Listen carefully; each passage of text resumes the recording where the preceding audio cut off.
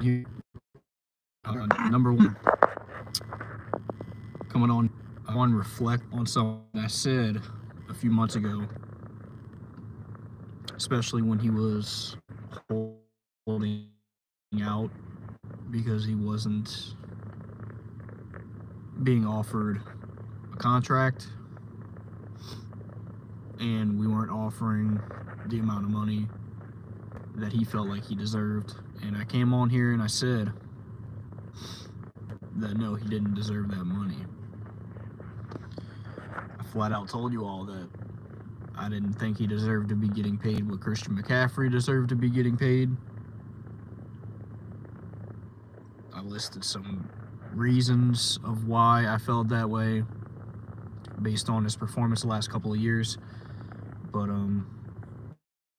here to eat my words and apologize to Alvin Kamara personally. And I was absolutely wrong about saying that. He deserves every bit of what he wants, 100%. No ifs, ands, or buts about it. He deserves whatever money he wants. He deserves it. He deserves it. The effort that I've been seeing on his part so far this season and putting his health at risk for this team. He played with, I mean, he has broken ribs. And he came out and did everything he possibly could to give us a chance to win that game the other day. And he's one of the only people that's actually putting in effort. And one of the only people that's actually playing smart.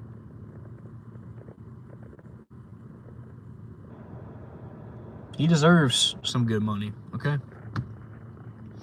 He deserves the money that I said he didn't deserve. 100%. If there was any doubt, these last few weeks have completely shifted my outlook on that situation. AK deserves to get paid. And if not here, he deserves to get paid somewhere else. Hands down. So I'm here to completely eat my words and apologize to Alvin Kamara personally. So, yeah. And if he decided he wanted to go elsewhere after this year because we couldn't give him the money that he's asking for, I would completely understand. Because in my opinion, right now it looks like this organization is completely failing him. Completely failing him, completely failing Chris Olave. Two of the only people on our offense that are actually doing something. And at that, not making stupid mistakes. This organization is failing them, man.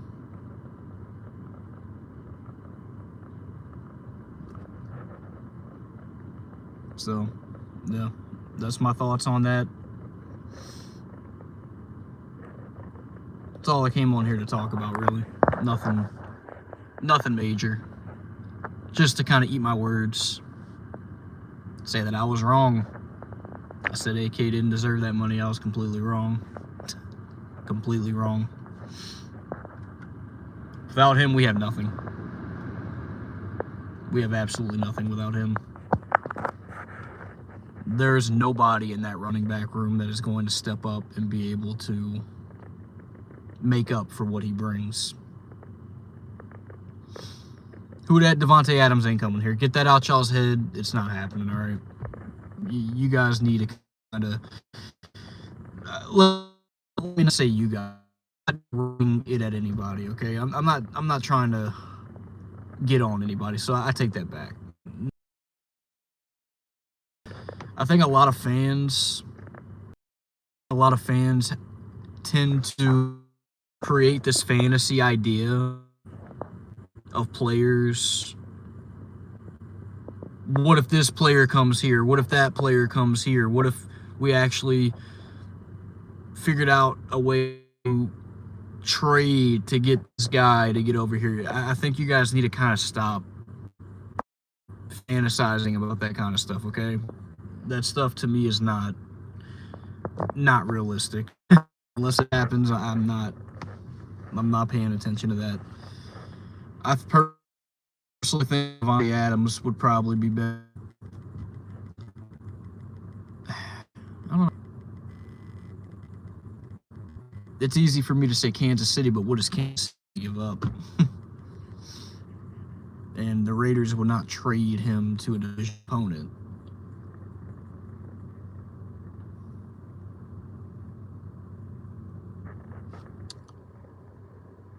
No, I don't think Devontae Adams is coming here. I don't think there's anything that we can offer the Raiders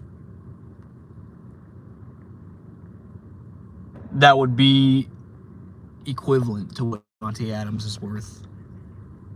I mean, you'd have to give it up. I don't think you. If there's anybody, I would say he loves the city, he loves the organization. That's about the only reason why I wouldn't ship him off. But I don't think Cam Jordan has made much of an impact so far this year. I mean, he's older, he's slow. I mean, you can just look at that defensive line. It's Carl Granderson and Chase Young here and there making an impact. Other than that, I mean, and Brzee here and there. But other than that, I mean, I haven't really. I mean, Cam Jordan, he's older, he's slower. Yeah, Dante, I would say I can't believe it, but at this point, it's like the New Orleans Saints tend to have.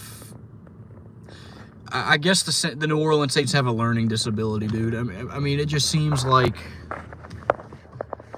the reason you think they're going to lose a game is not even there. It is far from the reason. Like, I thought the reason why we would lose is because of the injuries and our inability to make up for the injuries, when in reality, I thought we made up for them. I thought the offensive line played well. I mean, our defense held them to 0 touchdowns. I don't know what more you could have asked in relation to making up for the injuries. The simple reason why the Saints lost that game the other day was because they just, I mean, they were just stupid. They just made stupid decisions. They made decisions that I would have made if I was stoned playing Madden. Like, they punt the ball. The ball's about to go out of bounds at the 3-yard line. Hell, it looked like it could have went into the end zone. It looked like it could have went into the end zone. So either way, I mean, it's either going out at the 3 or it's going in the end zone. There's no other scenario where you touch the ball. Not only do you decide to field the punt, you decide to call a fair catch. Why are you going to call a fair catch for a punt at the 5-yard line that's going to go out of bounds at the 3-yard line? I mean, what do you? I mean, that's something I would have done if I were playing Madden and I was like absolutely stoned out of my mind or drunk, and I just was not paying attention to what I was doing.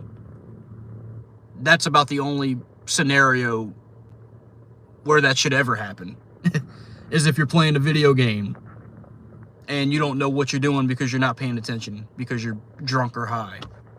That's about it. I could see myself doing that in that kind of setting.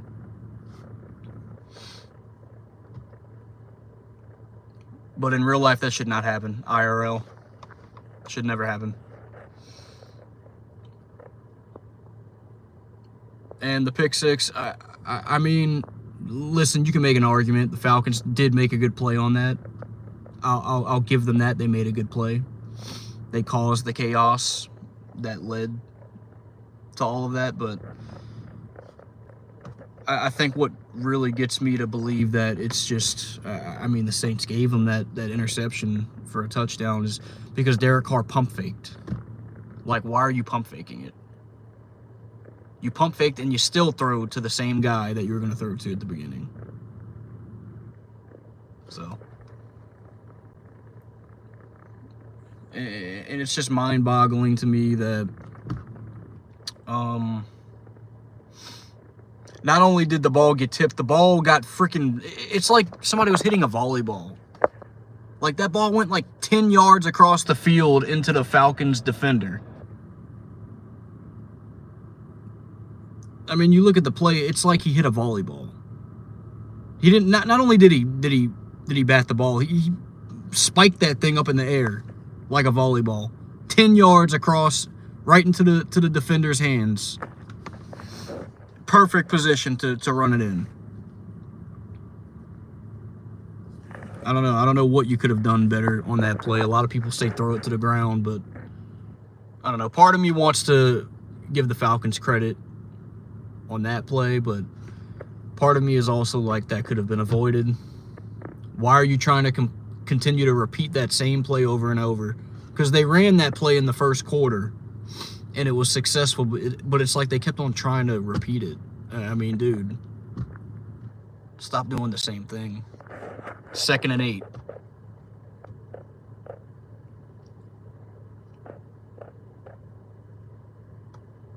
So, yeah. The Saints lost due to their own self-inflicted wounds. They are their own worst enemy. And unfortunately, it tends to seem like 90% of the games that the New Orleans Saints lose are because of the stupid stuff that they do.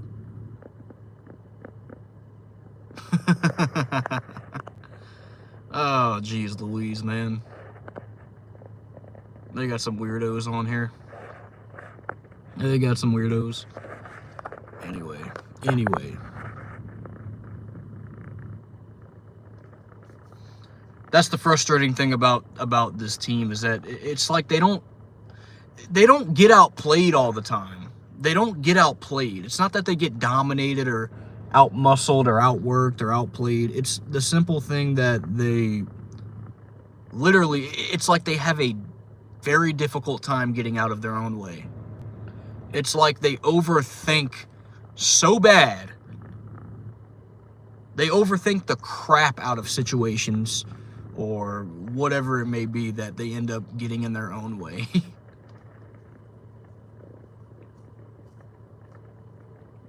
That's the frustrating thing about the New Orleans Saints. That's the frustrating thing about the last couple of games. It's like, I don't feel like they've gotten outplayed or dominated in a way to where you can say, okay, the injuries were a factor. Because I don't think the injuries were a factor on Sunday. I mean, you spot any team 14 points, you're already behind the 8 ball. You're already playing catch up. I mean, dude, it's as simple as just don't turn the ball over. Just don't do stupid stuff like that.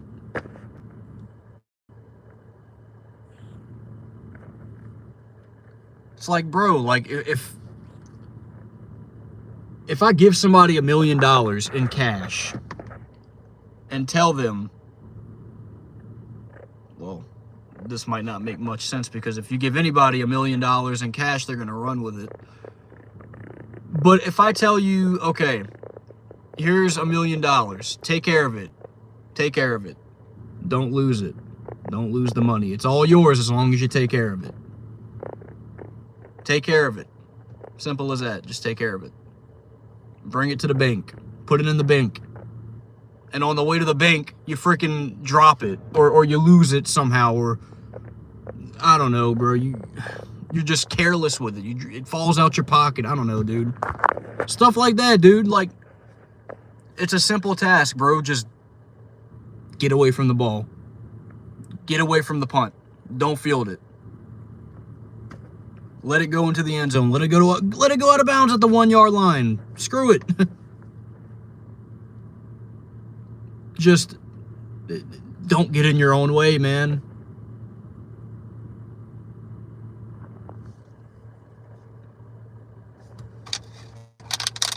I guess that's too much to ask.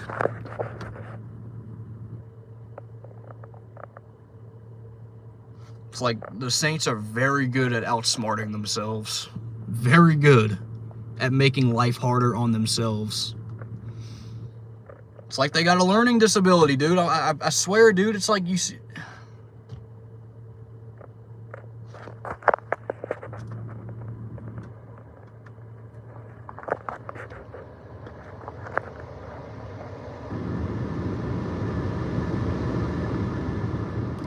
Yeah, Snakebite. Initially, I did put it on Carr, and I still kind of do.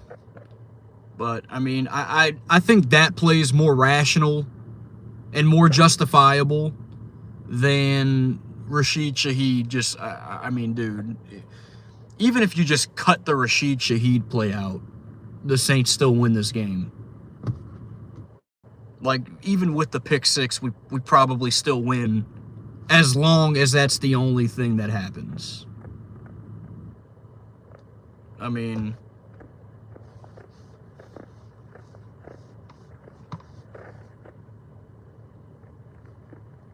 I would have rather have just lost by. I would have rather us just have lost just because of the injuries. To be honest, man, I would have rather them. I would have rather at the end of the day just said, "Hey, man, we were shorthanded. Atlanta dominated us. There was nothing we can do." I would have preferred that over the way that we lost on Sunday, because it's like you're literally giving away money, or it's like you're throwing money away. You're throwing points away. You're giving them points.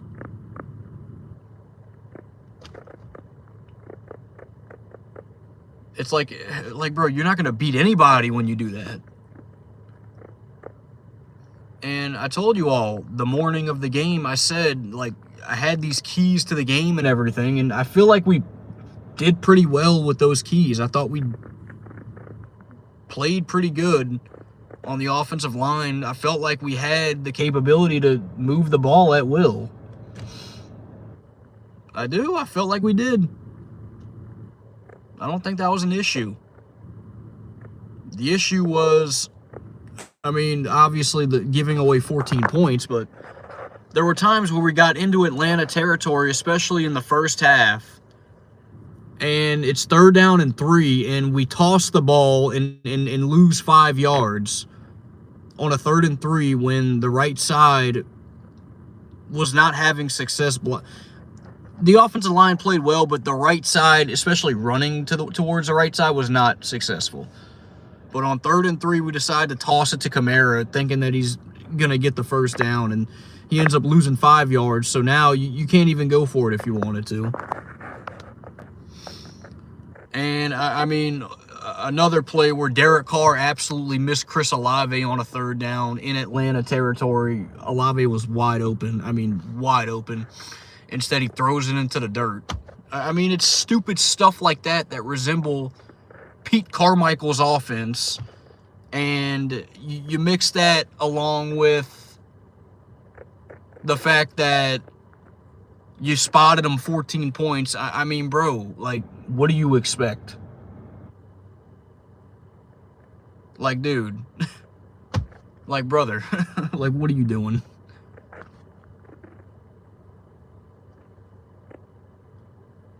And the sad thing of all of this is that I have a bad feeling that this is going to be an ongoing thing. Like, this is not going to be the last close game that we're going to play in. And that's why I bring up the fact that it's like the Saints have a learning disability, dude. Like, do y'all not, like, take note? And I mean, bro, like,